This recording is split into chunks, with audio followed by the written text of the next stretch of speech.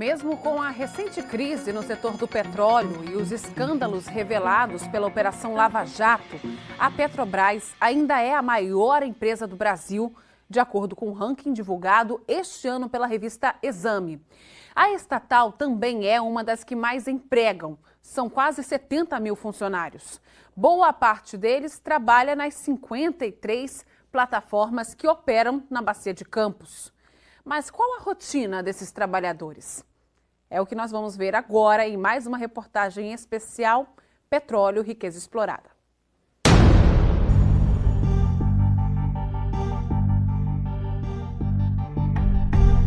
Explorar 100 mil quilômetros quadrados de água atrás de um outro líquido muito valioso.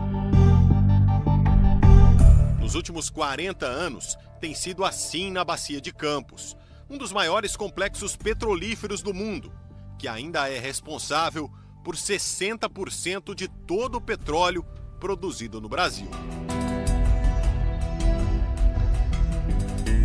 Ao longo dos anos, a indústria do petróleo se modernizou, mas apesar de equipamentos cada vez mais sofisticados e automatizados, para que veículos assim possam rodar em terra firme, ainda é necessário o trabalho de homens e mulheres corajosos. Trabalho que é feito a muitos quilômetros aqui na costa, em plataformas de petróleo. O repórter cinematográfico Rafael Quintão e a repórter Narayana Borges foram até uma delas conhecer. Foram 45 minutos de voo, do aeroporto de Macaé até a PGP-1, a plataforma de Garoupa, a quase 90 quilômetros do Cabo de São Tomé. Para circular por ela, é preciso seguir algumas regras. Desde que a gente desembarcou aqui na plataforma, a gente recebeu uma série de orientações, de instruções, porque segurança aqui é prioridade. Por isso, eu estou com esse uniforme, né? A cor laranja, exatamente para poder chamar a atenção, né? Caso aconteça alguma coisa. E aí tem os outros instrumentos, os outros EPIs, né? Os equipamentos de segurança, de proteção, como a luva, o capacete, o óculos e também um protetor de ouvidos. Só assim é que é possível circular por qualquer setor da plataforma. A plataforma de Garoupa tem o tamanho de um prédio de 80 andares. Com quase 240 metros de altura e 110 de profundidade, é uma peça importante da Bacia de Campos. Essa estrutura fixa é uma central de processamento de óleo e gás dos campos de Garoupa, Garoupinha e Viola, e ainda é responsável por escoar a produção de outras 18 plataformas até Cabiúnas, em Macaé. O campo de Garoupa foi descoberto em 1974. A produção começou 5 anos depois. Ele foi um dos primeiros campos a serem explorados na Bacia de Campos. O Garoupa foi o início de tudo, né? O poço descobridor da Bacia de Campos foi o RJS 9A, que é o poço que definiu a província exploratória da Petrobras. Então a gente tem um orgulho muito grande de estar aqui nessa plataforma. Cada duto desse que você vê aí na imagem é um poço de óleo. Aqui na plataforma de Garoupa são 11 em atividade. E esse óleo sobe pelo duto e vem parar nesse maquinário, nesse equipamento que o pessoal chama de árvore de Natal. É aqui que a mágica acontece, como o pessoal da plataforma costuma dizer. Mágica que surpreende quando se vê brotar de uma das árvores o petróleo ainda puro, denso. Ouro negro que, depois de processado, é extraído o óleo, a água e o gás natural. Em Garoupa, a gente produz aí até 7 mil barris por dia de óleo equivalente e recebe e escoa mais 44 mil barris de óleo equivalente por dia e mais 6 milhões de metros cúbicos de gás por dia. A plataforma é como uma cidade em alto mar. O gás produzido aqui também é usado para a geração de energia, 24 megawatts. Isso é energia suficiente para iluminar uma cidade com até 200 mil habitantes. É uma atividade que não para, 24 horas por dia, o tempo todo aquela plataforma está funcionando. Vocês viram, é uma mini refinaria em alto mar.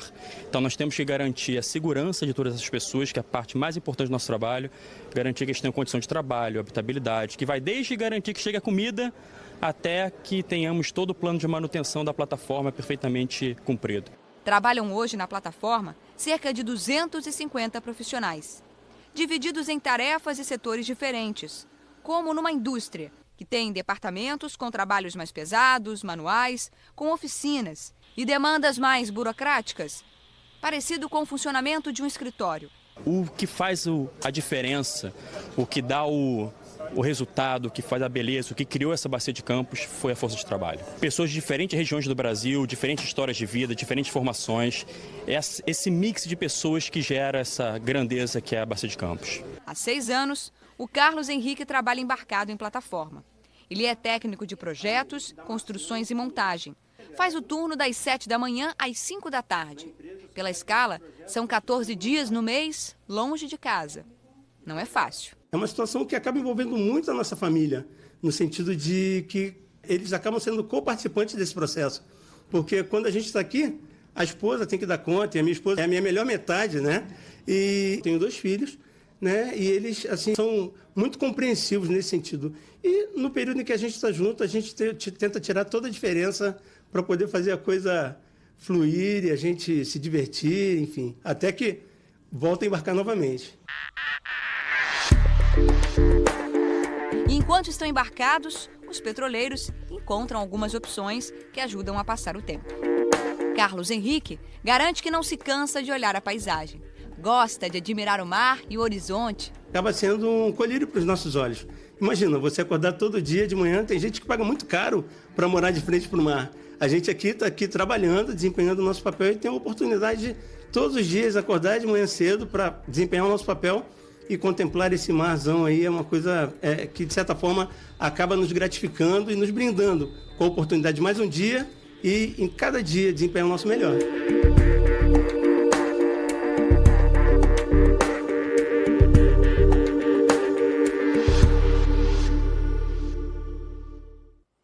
Na próxima segunda-feira, nós vamos mostrar como é formada a cadeia produtiva do petróleo.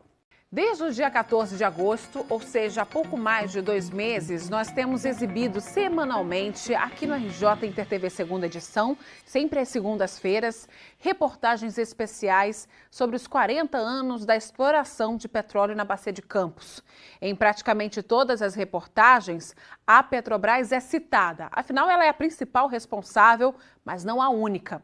Hoje nós vamos mostrar empresas menores, mas que também são importantes para o desenvolvimento da cadeia produtiva do setor.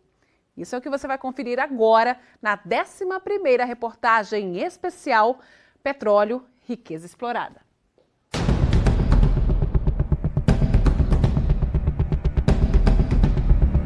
A maior empresa do Brasil tem números impressionantes.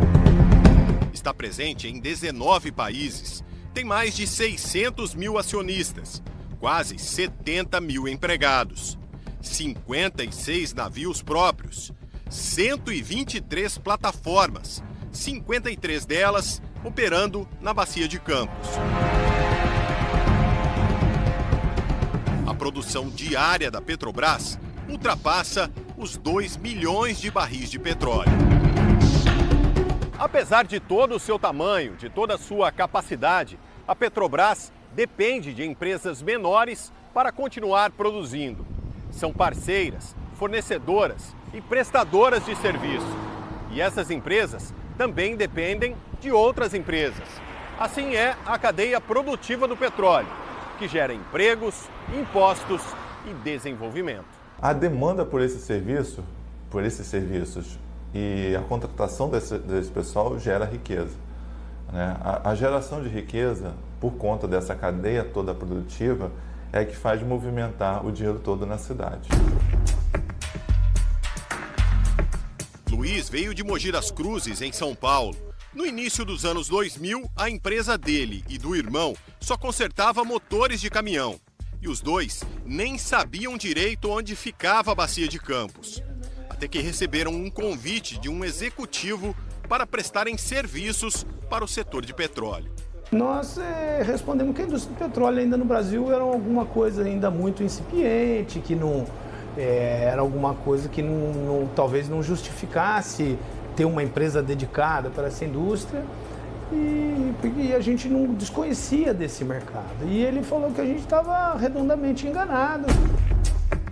Era uma época em que a indústria do petróleo estava em plena expansão e os irmãos decidiram abrir uma filial em Rio das Ostras. Eu falei, meu irmão, isso tem cheiro de prosperidade, eu acho que a gente não deve deixar de abraçar essa oportunidade. E eu vou falar que essa foi a grande mudança na nossa vida. A sede em Mogi das Cruzes continua funcionando, mas agora são 5 filiais, 2 no exterior, todas especializadas em conserto de turbinas de embarcações e em manutenção de motores usados no offshore.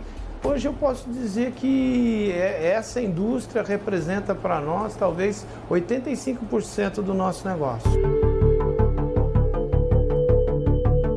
Uma indústria muito importante para os municípios da Bacia de Campos. Números da Prefeitura de Macaé, por exemplo, mostram que atualmente existem mais de 18 mil empresas ativas na cidade. Dessas, 854 são voltadas para o setor do petróleo, que tem uma participação muito grande na arrecadação. Nos 9 primeiros meses deste ano, o município recebeu mais de 380 milhões de reais de ISS, o Imposto sobre Serviços. E sozinhas, as empresas do setor do petróleo foram responsáveis por quase 70% desse total. Recolheram mais de 263 milhões de reais. Dinheiro que foi direto para o cofre da Prefeitura de Macaé. A loja de Carlos não recolhe ISS, mas em 2011 chegou a pagar 8 milhões de reais por mês de ICMS, o Imposto sobre a Circulação de Mercadorias e Serviços. Não é exagero dizer que as ferramentas vendidas aqui ajudaram a construir a indústria do petróleo da Bacia de Campos nos últimos 28 anos. Já existia outros distribuidores na região e a gente se destacou justamente por isso, né? Nós fomos buscar a dificuldade do mercado. Nosso emblema, quando chegasse na empresa, o que o senhor não conseguia comprar? E os compradores traziam a demanda, a gente achava e começava a fazer a diferença no mercado de petróleo. O negócio cresceu junto com a exploração da Bacia de Campos. Ganhou 5 filiais. Tudo ia bem, mas aí, quando veio a crise do petróleo, as vendas despencaram. Lembram do ICMS recolhido pela empresa? Caiu para 15 mil reais por mês. E para a loja de ferramentas não quebrar, Carlos foi obrigado a consertar as finanças, reduzir custos. As filiais foram fechadas e mais de 190 funcionários demitidos. De lá para cá foi só um declínio, né? Porque a Petrobras sem capital, cada dia investindo menos e falando que investir mais, né? E aí foi 2012, 2013 começou a crise mais forte, 14, 15 e aí a gente sabe da história toda. História que pode ter um novo enredo. A esperança de Carlos, Luiz e de outros empresários da cadeia produtiva do petróleo está na revitalização dos campos maduros e nos leilões de novas áreas para serem exploradas na Bacia de Campos. Isso me traz um cenário muito otimista, né? 1 ano, 2 anos, mas vai sair. O petróleo está lá, vai ter que ser tirado, né? Hoje, amanhã. Então a gente vê logo na frente, né? Porque amanhã, 2 anos é amanhã, né? A gente vê que a coisa vai retornar, sim.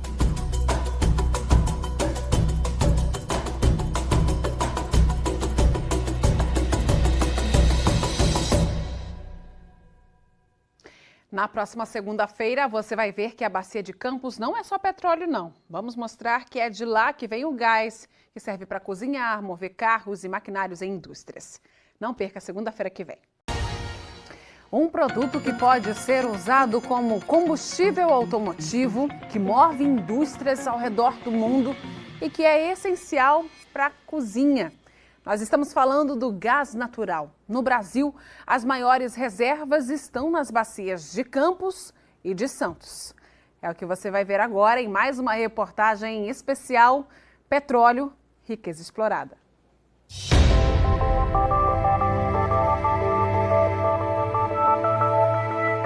Quem Quem entra na cozinha de Dona Nilza, em Nova Friburgo, não tem como não reparar nele. O fogão a lenha está lá, no cantinho. Faz tempo que não é usado. Mesmo assim, Dona Nilza diz que a comida feita aqui tem gostinho de saudade. Lembranças da casa da avó, no Rio Grande do Norte.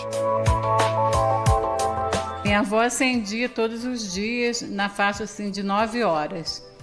Né? Começava a colocar a lenha e demorava um pouco até virar carvão, né? Que o ideal seria virar carvão.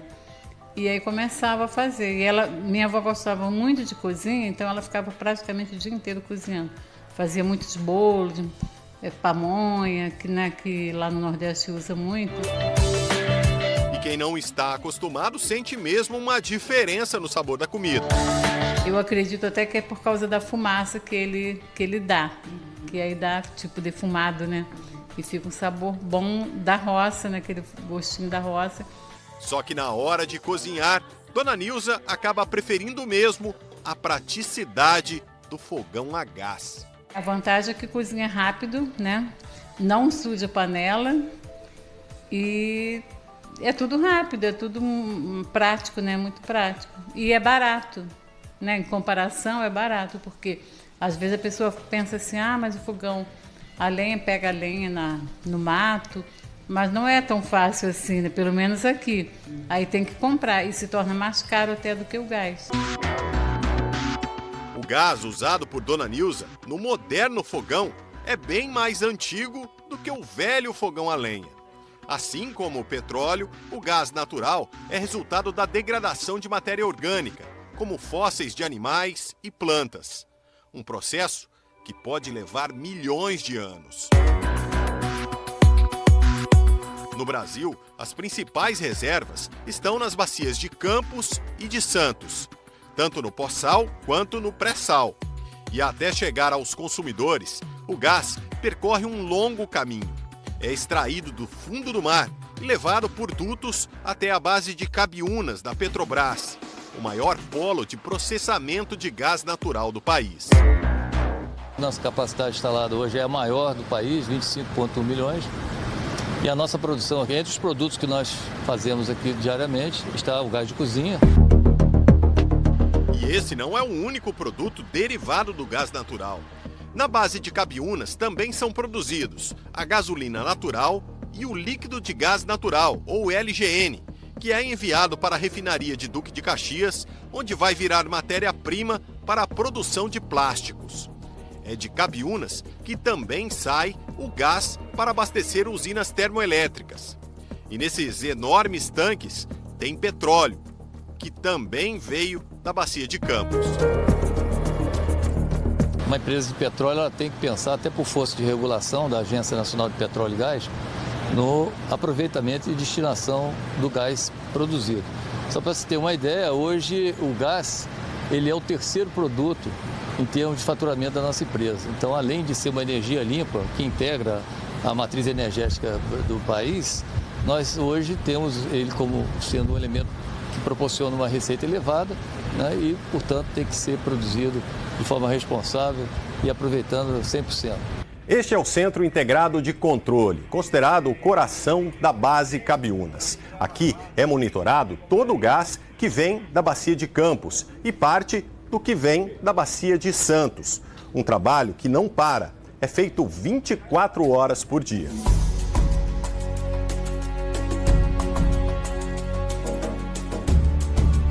Tudo é automatizado, mas a presença do homem é fundamental. Os olhos ficam atentos a cada detalhe. Quando se fala de gás, qualquer alteração, principalmente na pressão dos reservatórios, pode significar um grande problema. A preocupação com a segurança aqui vem em primeiro lugar. No final de 2015, a base de Cabiúnas teve a capacidade ampliada e, por causa do atraso das obras do Comperge, deve receber no ano que vem mais 4 milhões de metros cúbicos de gás por dia. E com o leilão de novas áreas para a exploração no pré-sal e no pós-sal, novas ampliações em Cabiúnas não estão descartadas. Uma empresa de petróleo também tem que ter seu portfólio, né? Ser constante, né? Em visão de futuro de produção. Certamente existe hoje segmentos da nossa empresa que estão pensando nisso, né? No sentido da existência de outras áreas promissoras aqui na região. Temos área para ampliar? Sim, temos área para ampliar. Mas certamente esse estudo cabe lá à sede da companhia, que ela vai tentar otimizar o aproveitamento das instalações existentes ou a construção de novas, né, se caso seja necessário. Essa é a torcida de Dona Nilza, para que o fogão a lenha continue ali, mas de preferência só mesmo como decoração da cozinha. O gás não tem como comparação, né? O gás é tudo de bom.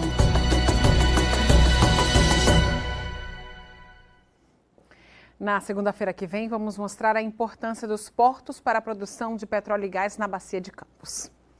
Chegamos à nossa 13ª reportagem especial da série Petróleo, Riqueza Explorada, e hoje nós vamos mostrar como a logística foi fundamental para a exploração da Bacia de Campos nos últimos 40 anos. E como a atividade portuária teve que evoluir para conseguir atender às necessidades das mais de 50 plataformas em alto mar.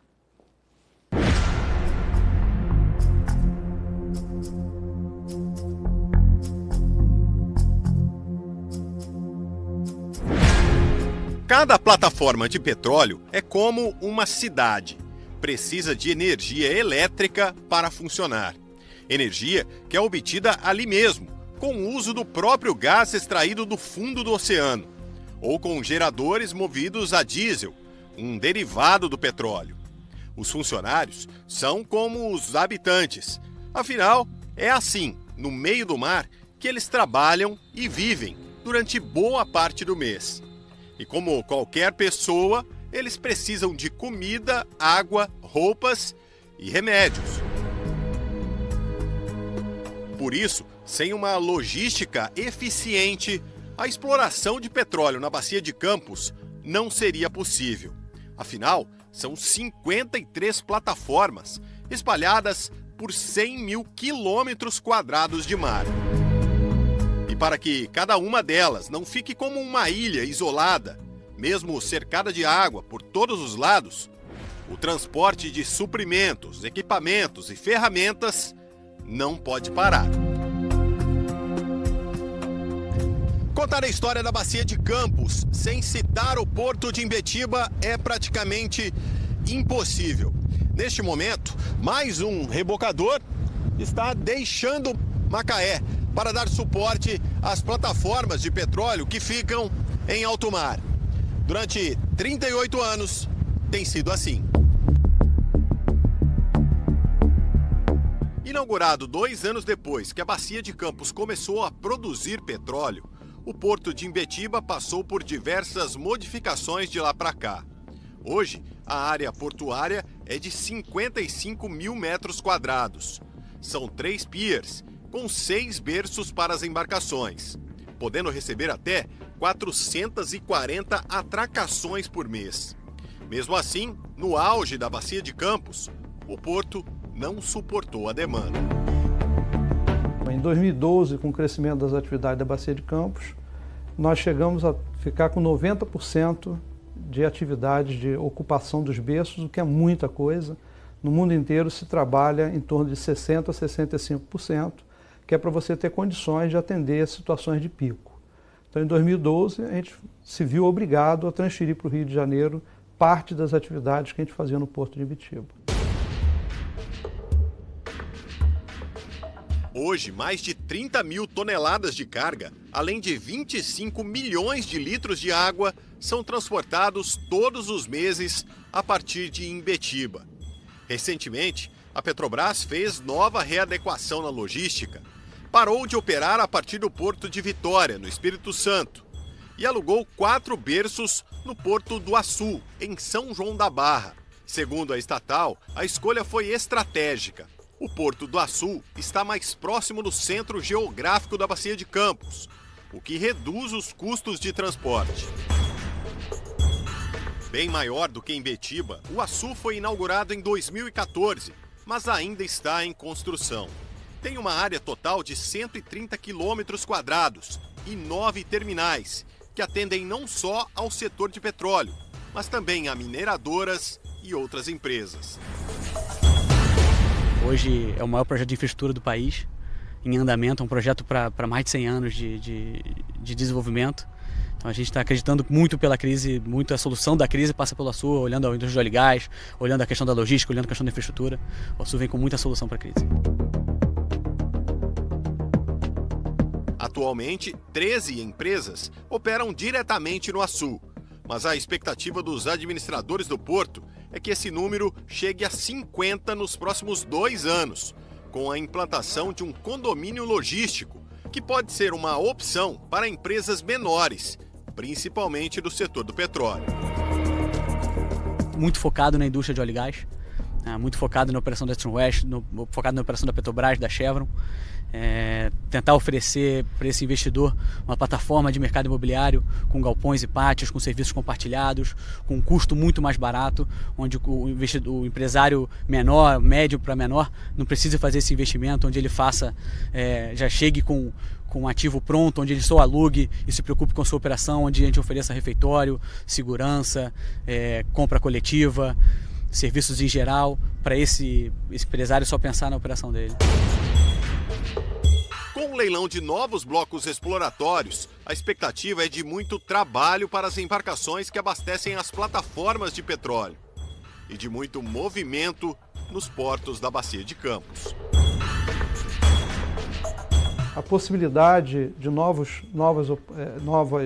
frentes operacionais no pré-sal da Bacia de Campos pode trazer uma vida mais longa para o Porto de Macaé. Isso vai aumentar a importância do porto daqui, né?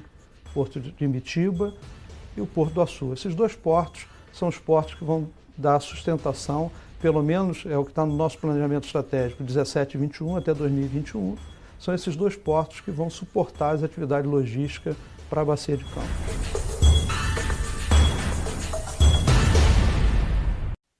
A Agência Nacional do Petróleo retomou este ano os leilões de novas áreas para exploração de petróleo, tanto no pós-sal quanto no pré-sal. Ao todo, esses leilões renderam quase 10 bilhões de reais. Para os municípios da Bacia de Campos, isso trouxe esperança, porque a exploração desses novos blocos pode representar investimentos e mais royalties. É o que você vai ver agora na reportagem especial Petróleo, Riqueza Explorada.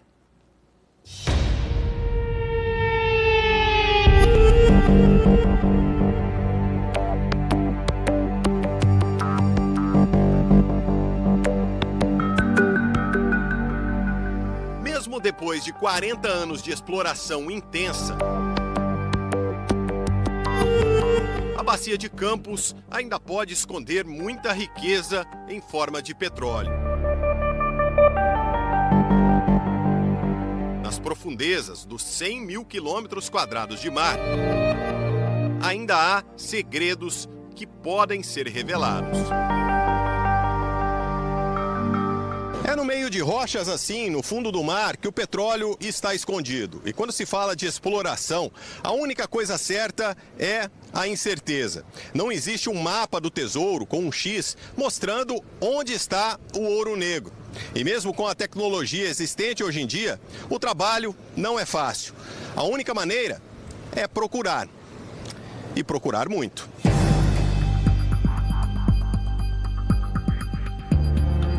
Para explorar as águas brasileiras, é preciso ter uma concessão da Agência Nacional do Petróleo e Gás e pagar por isso. Este ano, a ANP retomou os leilões de novos blocos exploratórios. A Petrobras foi monopolista no Brasil até 97, na exploração e produção. Houve o fim do monopólio formal em 97, a criação da ANP, os leilões, mais de 100 companhias vieram operar no Brasil. Fruto desse resultado. Então, quando você soma esses 2 movimentos, o movimento político, da nova política energética, e o movimento empresarial da Petrobras, é a maior abertura que a gente já viveu na indústria de exploração e produção de petróleo no Brasil. No primeiro leilão deste ano, foram ofertados 287 blocos em 29 setores de 9 bacias sedimentares. Na Bacia de Campos, foram ofertados 10 blocos e todos foram arrematados. O O consórcio formado pela Petrobras e ExxonMobil pagou mais de 3 bilhões de reais para explorar 6 blocos do setor SCAP3, próximos aos municípios de Campos e São João da Barra. O investimento que a Petrobras pensa para a Bacia de Campos nos próximos anos é de pelo menos 10 bilhões de reais. Então, quando a gente vê um leilão acontecendo, que mostra essa força ainda da Bacia de Campos, nos mostra que o cenário é positivo. No fim de outubro, foram realizadas a segunda e a terceira rodadas de partilha do pré-sal. Entre os blocos oferecidos neste leilão e arrematados estão Alto de Cabo Frio Oeste e Alto de Cabo Frio Central. Esses blocos estão posicionados geograficamente próximos aos municípios de Saquarema, Arraial do Cabo e Cabo Frio. A perspectiva é excelente de aumento do royalties. Eu tenho certeza que a hora que começar a operação, a operar, nós vamos ter um aumento significativo, possibilitando que a cidade de Cabo Frio e a região, possam ter um crescimento ainda maior e voltar ao patamar antigo de receita do royalties, que já foi muito significativo e atualmente não é. Segundo a ANP, ainda não é possível dizer quais municípios serão realmente beneficiários de royalties das áreas leiloadas este ano. Isso vai depender de um cálculo feito pelo IBGE e também da viabilidade comercial da produção de petróleo, o que ainda é incerto. Mesmo assim, o presidente da ANP acredita num incremento das atividades do setor já para o ano que vem, por causa da exploração. Eu acredito que a gente vai começar a ver já rapidamente novos investimentos e um aumento da atividade na região. Se tudo der certo e o petróleo for mesmo encontrado, isso vai representar mais dinheiro para os municípios, principalmente em forma de royalties e participações especiais. Segundo especialistas, essa possibilidade deve vir acompanhada de uma reflexão sobre o futuro da saúde financeira de cada município. Fazer diferente do que foi feito nos últimos 40 anos. Então, planejar os próximos 40 anos para uma nova economia, não cair nos mesmos erros que já foram cometidos atrás. Erros como o inchaço da máquina pública com a contratação de mais funcionários, a construção de obras gigantescas e caras, o investimento em uma infraestrutura que, com o tempo e a queda no repasse dos royalties, ficaria insustentável. E, principalmente, a falta de preocupação em fazer um fundo de investimentos com o dinheiro dos royalties. Para o prefeito de Cabo Frio, que também esteve à frente da prefeitura na época mais generosa do petróleo, não houve erros no uso dos royalties. Todos aqueles que passaram, os gestores, colaboraram de uma forma, uns de uma forma maior, outra menor, mas colaboraram. A cidade tem uma qualidade de vida hoje diferenciada em decorrência da receita do royalties petróleo. Então, é necessária a continuidade. Para ter continuidade, é necessário receita do royalties petróleo. É isso que nós queremos. Queremos que haja a volta da receita capaz de continuarmos a melhorar a qualidade de vida dos habitantes de Cabo Frio. Opinião que não é compartilhada pelo atual prefeito de Campos. Nós temos que aproveitar esse dinheiro para buscar novos investimentos para além dos royalties, para além do petróleo, ou seja, fazer com que Campos, e com certeza todos os prefeitos, todos os gestores de sua cidade têm que pensar assim, buscar novas alternativas, que seja pela agricultura, que seja pelo turismo, que seja pelo investimento em novas indústrias. Eu acho que esse é o grande caminho.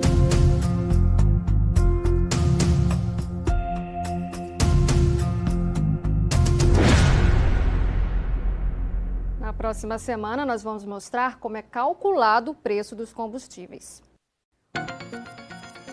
Quem tem veículo movido a combustíveis derivados do petróleo deve ter percebido que os preços nos postos passaram a variar nos últimos meses, geralmente para cima. Isso acontece por causa da nova política de preços da Petrobras. Mas como é calculado o valor cobrado nas bombas? É o que você vai ver agora em mais uma reportagem especial Petróleo, Riqueza Explorada.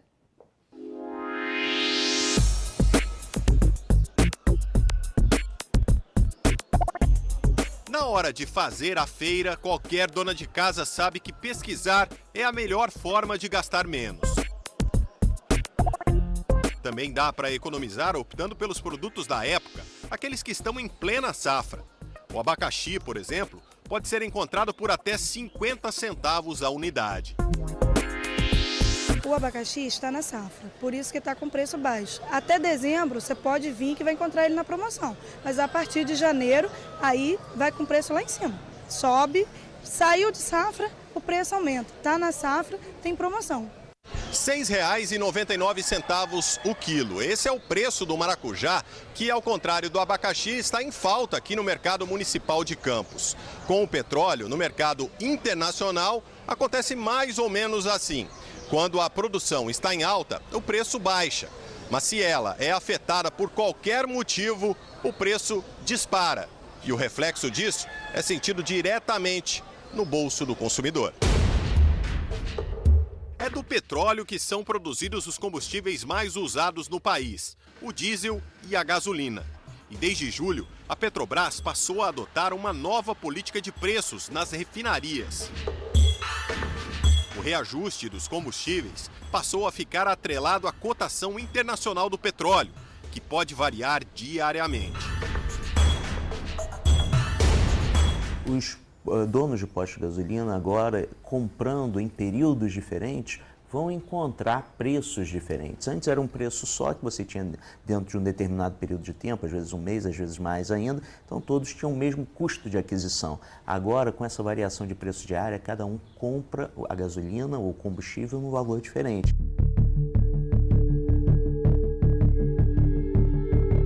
A gasolina mais cara do mundo é vendida em Hong Kong a cerca de R$ 6,66 o litro. O preço médio cobrado no Brasil é de R$ 3,94, o terceiro mais caro entre os países da América do Sul, só atrás do Uruguai e do Chile. Segundo uma pesquisa da Agência Nacional do Petróleo, realizada entre os dias 5 e 11 deste mês, a gasolina mais cara do Brasil é vendida em Cruzeiro do Sul, no Acre, a mais de R$ 5,00 o litro. No estado do Rio de Janeiro, justamente a cidade considerada a capital nacional do petróleo, lidera o ranking, com o preço médio de quase R$ 4,57 o litro. Em segundo lugar está Valença, no sul do estado.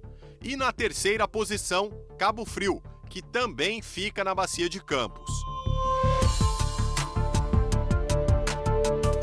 Segundo economistas, essa diferença de preços entre os municípios é causada principalmente pela variação do custo do frete e da margem de lucro dos donos de postos. É complicado, né, cara? Porque o combustível aqui é muito caro, não é difícil até de entender.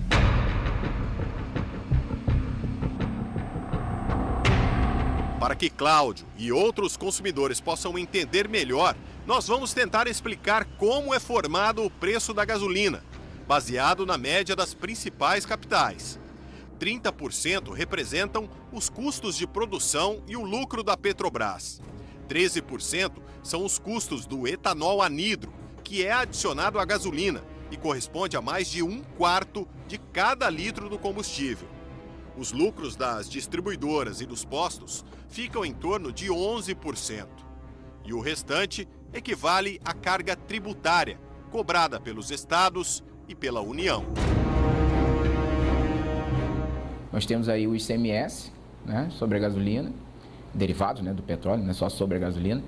A gente também tem aí a PIS, COFINS, que é uma contribuição federal, e também tem a CID, que é uma outra contribuição também, né, federal. Elas contribuem aí para 46% do preço da gasolina. Com o diesel, a conta é parecida. Isso quer dizer que com a nova política da Petrobras para os preços dos combustíveis, uma alta do petróleo no mercado internacional pode até não ser vista como negativa pelo governo. Combustível caro significa, né, arrecadação alta. Dizem eles que está correto, mas acaba sendo um pouco injusto. Porque na hora de aumentar, o aumento é imediato. Na hora de reduzir, né, essa redução às vezes demora a chegar para o consumidor. Eles falam que baixa na bomba, mas sinceramente eu não me lembro disso não, cara. Entendeu? É meio difícil. Entendeu? Eles falam que baixa na distribuidora, baixa na bomba, mas a gente, em termos de custo, tá ficando meio difícil, que a gente não vê baixar para a população, entendeu? E subir?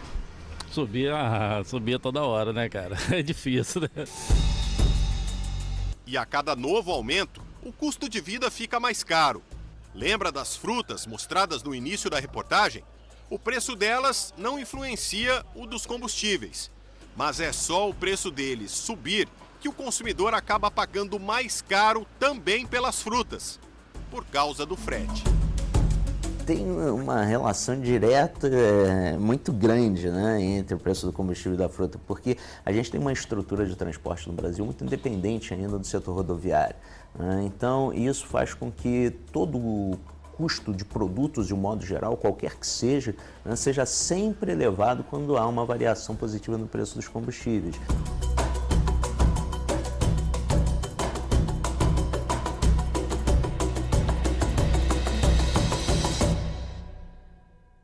Na próxima segunda-feira, nós vamos falar da Unpetro, uma organização criada para defender os interesses dos municípios produtores de petróleo aqui no estado do Rio. Chegamos à nossa 16ª reportagem especial Petróleo, Riqueza Explorada. Hoje nós vamos falar da Unpetro, uma organização criada pelos municípios produtores da Bacia de Campos, que tinha o objetivo de promover o desenvolvimento regional. Mas quase 17 anos depois da fundação da Unpetro, a Unpetro passa por um período de crise política e de incertezas em relação ao futuro.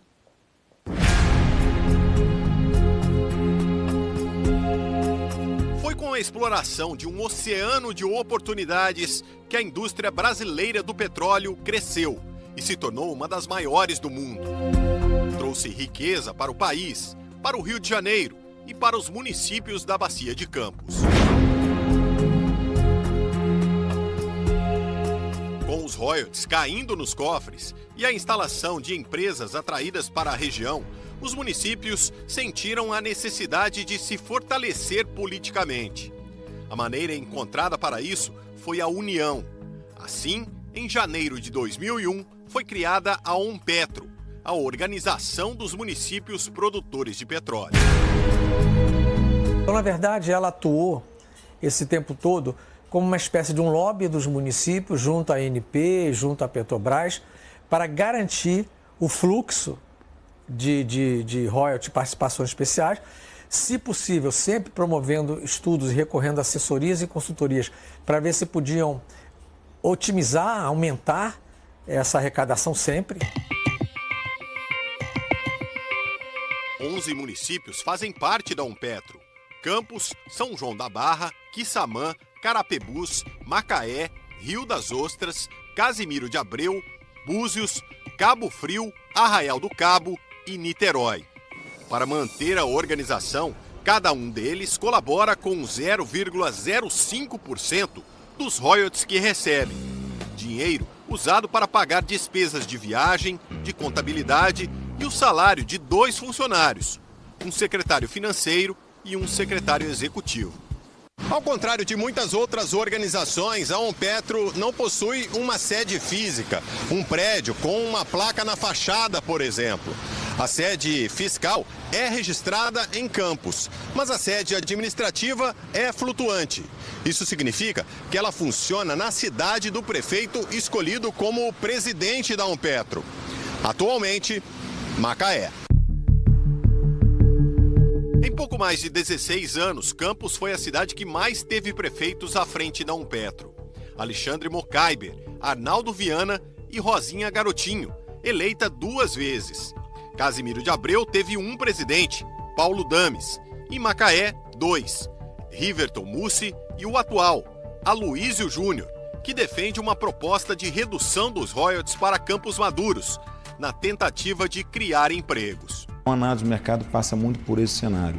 A necessidade da indústria que ela tem de infraestrutura, a formação qualificada de mão de obra, a necessidade de você reorganizar o mercado de trabalho, devolver emprego para uma população que por hora e outrora foi muito bem empregada e hoje vive sob a possibilidade de retornar a ter os seus empregos. Proposta que não é muito aceita por outros prefeitos, como Rafael Diniz, de Campos.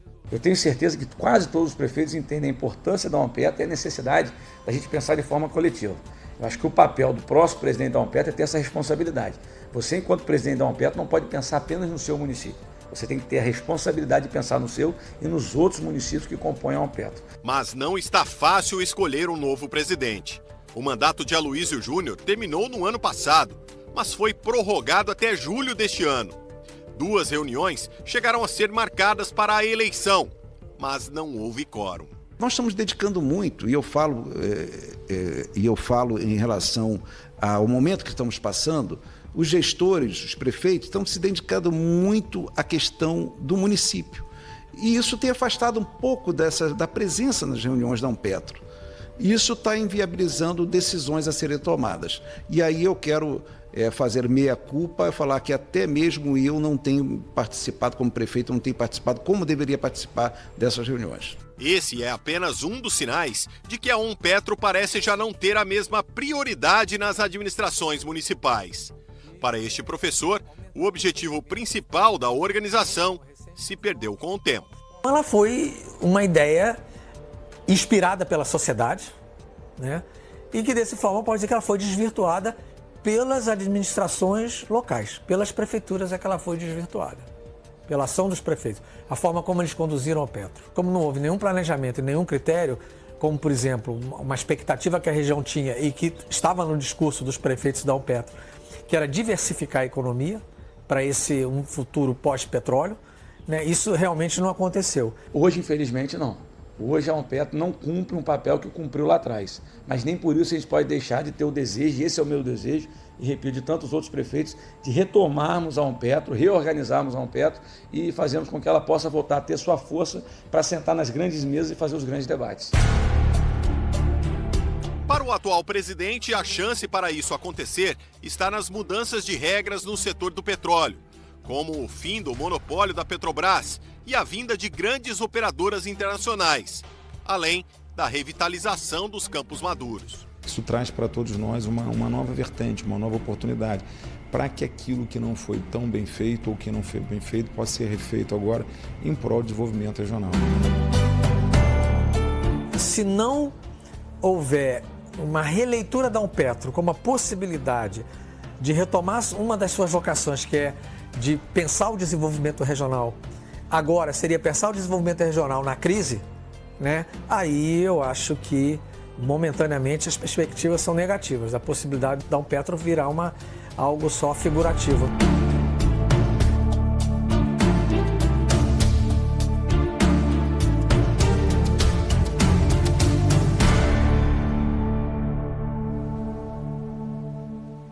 Na próxima segunda-feira, nós vamos falar sobre as políticas públicas necessárias para o desenvolvimento do Estado e dos municípios nesse período de crise.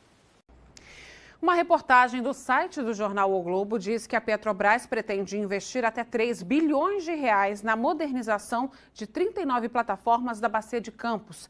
Seria o maior investimento da estatal desde o início da Operação Lava Jato. A assessoria de imprensa da Petrobras disse hoje que não iria comentar sobre esse assunto. Enquanto isso, o Estado e os municípios do Rio de Janeiro passam pela pior crise da história. E quais as políticas públicas necessárias para reverter esse quadro? É o que você vai ver agora em mais uma reportagem especial, Petróleo, Riqueza Explorada.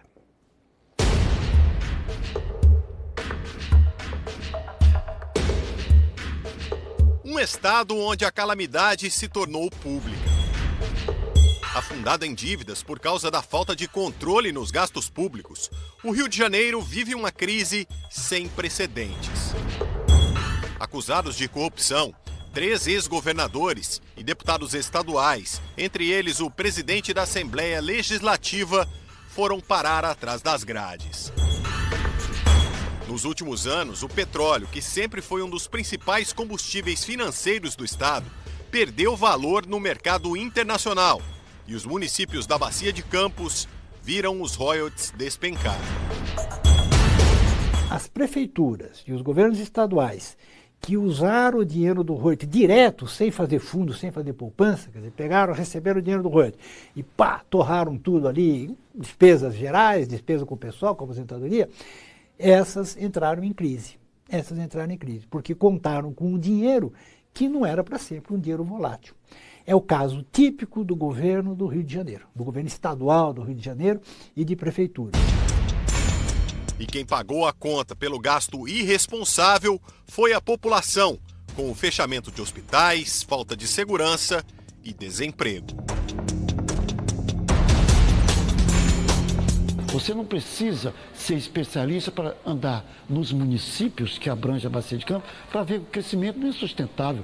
O engarrafamento, poluição atmosférica, poluição das águas, poluição das lagoas, enfim, poderíamos enumerar vários exemplos consistentes que o cidadão da região vivencia no seu dia a dia. Então, temos que repensar o modelo de desenvolvimento que nós estabelecemos aqui. Realmente, definitivamente, ao longo dos 40 anos, podemos fazer um balanço que ele não foi e continua sendo não sustentável.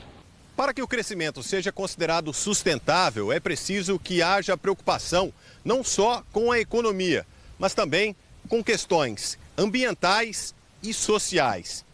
Economistas e especialistas em gestão pública dizem que o petróleo ainda pode ser uma das saídas para que o Rio de Janeiro e os municípios da Bacia de Campos voltem a crescer, mas não deve ser encarado como a única alternativa. É preciso criar políticas públicas não só para o setor, mas para o investimento em outros segmentos da indústria, do comércio e dos serviços. Incentivando com que outras empresas que possam trabalhar juntamente com as empresas do petróleo possam se instalar em toda a retroárea de produção do petróleo, para estar ajudando o quê? A gerar renda e divisas para esses municípios e também para esse estado produtor. Nacionalmente, algumas medidas foram tomadas que podem reaquecer a economia, como a decisão da ANP de promover a livre concorrência e o aumento de investimentos privados no setor de combustíveis. E também a retomada dos leilões de novos blocos exploratórios, no pré-sal e no pós-sal. Na semana passada, a Câmara dos Deputados aprovou uma medida provisória que concede abatimento de impostos para a importação de bens e equipamentos usados na exploração e na produção de petróleo. A medida ainda dá outros benefícios fiscais para as petroleiras. Apesar de críticas da oposição que alegava favorecimento às empresas estrangeiras e renúncia de impostos, o texto foi aprovado e deve entrar em vigor no mês que vem. O governo acredita que isso vai incentivar a atividade, principalmente na Bacia de Campos, que tem a maioria dos campos considerados maduros. Mas isso pode levar ainda alguns anos para ter efeito na economia do estado. E enquanto o restante do país começa a dar sinais de recuperação, com um crescimento de 0,7% este ano, os municípios fluminenses devem continuar encolhendo. E uma lei publicada em 2012 prevê uma mudança radical na distribuição dos royalties do petróleo. A alíquota para os estados e os municípios produtores seria reduzida e parte dos royalties dividida entre todos os estados e municípios brasileiros. Essa lei teria validade apenas para novos contratos, mas ainda não entrou em vigor porque está parada no STF depois que o Rio de Janeiro e o Espírito Santo entraram com um recurso alegando inconstitucionalidade. Mesmo assim, alguns municípios fluminenses não escaparam de uma redução nos royalties. A proposta de diminuir a alíquota de 10% para 5% foi feita na semana passada pelo presidente da Petrobras, que, em troca, prometeu investir 700 milhões de reais para manter a produção em 2 campos já considerados maduros por mais 25 anos. A proposta foi aceita pelos prefeitos de Campos, São João da Barra, Rio das Ostras, Quissamã, Casimiro de Abreu e Carapebus, e só depende de uma aprovação da ANP para entrar em vigor. Um sinal de que a estatal ainda trata a Bacia de Campos como uma de suas prioridades. Temos oportunidades exploratórias para mais algumas décadas, não só em pré-sal, mas também em pós-sal. Então, estamos aqui há 40 anos e temos mais alguns 40 anos para continuar. O desafio é manter essa operação segura e rentável.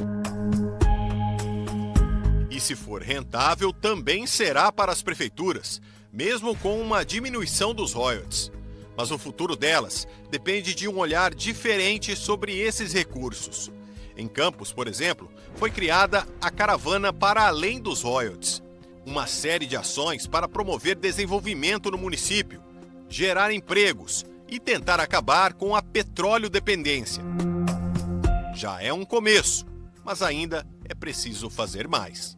Reconquistar os empregos perdidos é essencial, mas é uma estratégia que sozinha eu considero que ela não é suficiente, do ponto de vista que ela não mira o longo prazo, uma estratégia maior de desenvolvimento econômico que possa estar sustentado em inovação, em empreendedorismo, em capacidade de desenvolvimento tecnológico, como a gente observa em outras regiões de sucesso, que tiveram sucesso a partir da extração de petróleo no mundo.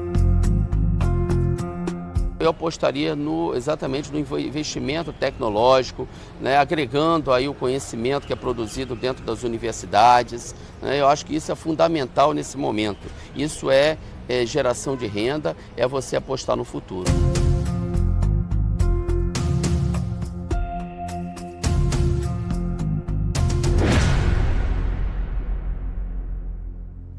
Na próxima semana, nós vamos mostrar as alternativas energéticas além do petróleo. Desde o dia 14 de agosto, nós temos exibido aqui no RJ Inter TV segunda edição reportagens para mostrar e tentar explicar um pouco melhor sobre o petróleo. Um setor que tem grande influência na economia do estado, principalmente para as cidades da Bacia de Campos. Já são 40 anos de exploração em alto mar e a produção da maior parte dos campos dessa bacia é decadente. Apesar de investimentos prometidos pela Petrobras para os próximos anos, o futuro do setor ainda é incerto. E não só no Brasil, mas como também no mundo. O apelo ambiental tem feito a indústria se mobilizar para a descoberta e o uso de alternativas energéticas renováveis e menos poluentes. É o que você vai ver agora na última reportagem especial da série Petróleo, Riqueza Explorada.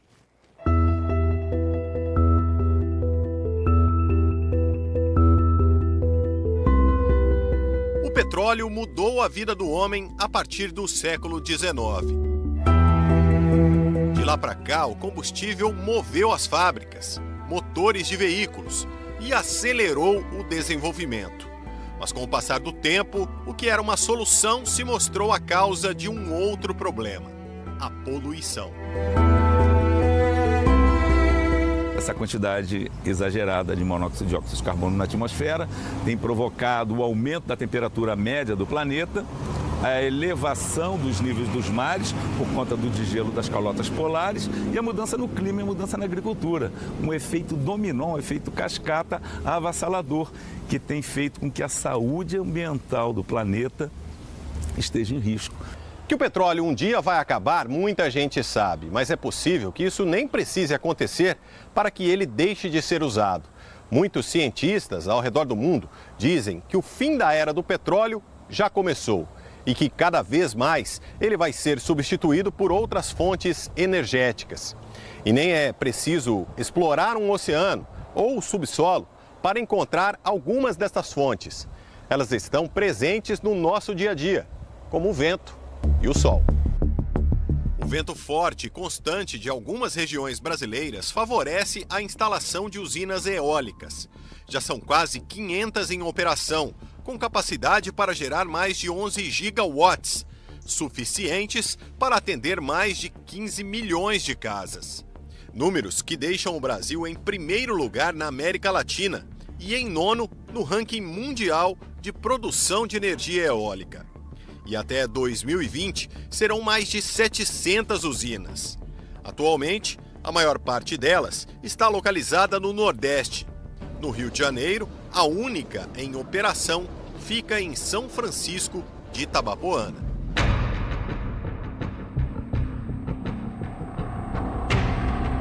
Enquanto isso, a maior fatia da energia elétrica gerada no estado vem justamente de um sistema criticado por ambientalistas: a queima de gás natural em usinas termoelétricas, enquanto a geração eólica representa só 0,33% do total.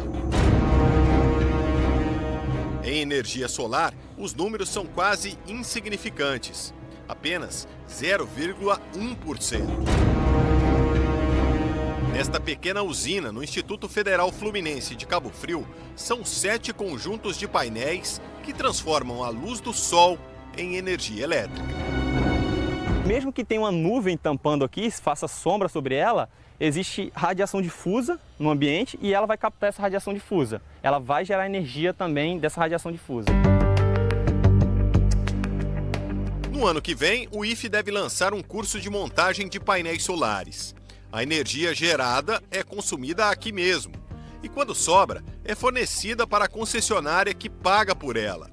A expansão desse modelo de geração ainda esbarra no alto custo dos equipamentos, mas o preço deles tem caído e deve cair ainda mais nos próximos anos. A produção de energia elétrica em outras fontes, o sol, a eólica, essas outras que nós chamamos de alternativas, ela vai crescer, a demanda desse tipo de tecnologia vai crescer. Outra produção que está crescendo é a de biogás, aquele que é resultado da decomposição de matérias orgânicas. Já são 15 usinas que produzem o biogás do lixo despejado em aterros brasileiros.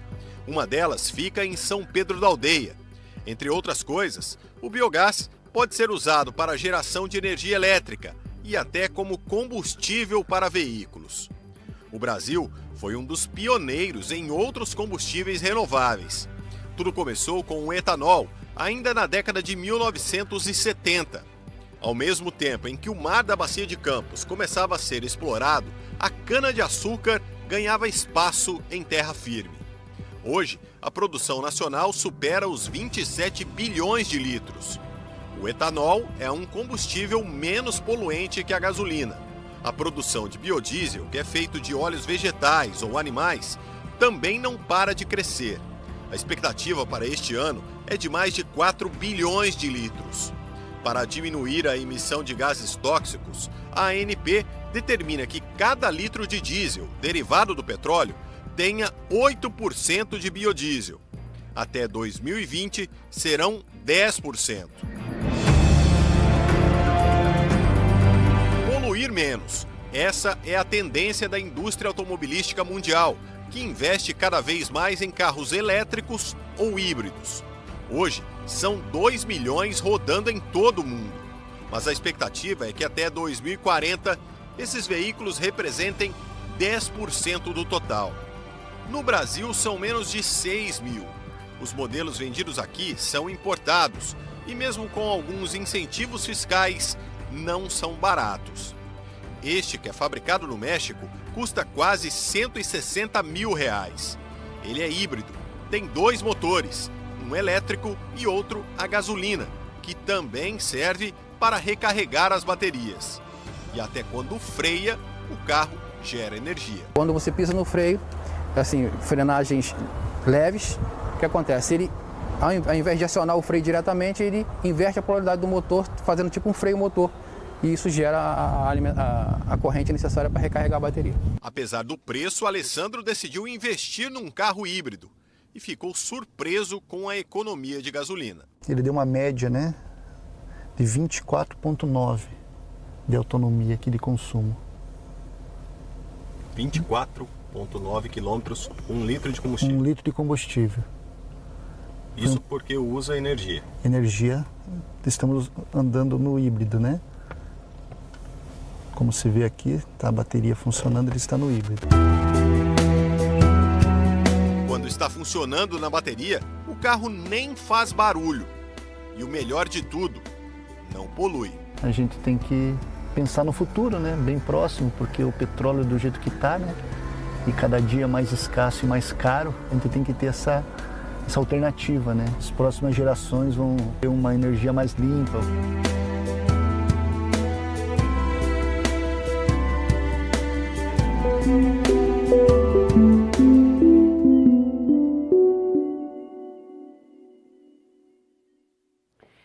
hoje nós encerramos as reportagens especiais. Na semana que vem, na segunda-feira, como fechamento da nossa série, vamos debater ao vivo o que podemos esperar do futuro da exploração do petróleo na nossa região.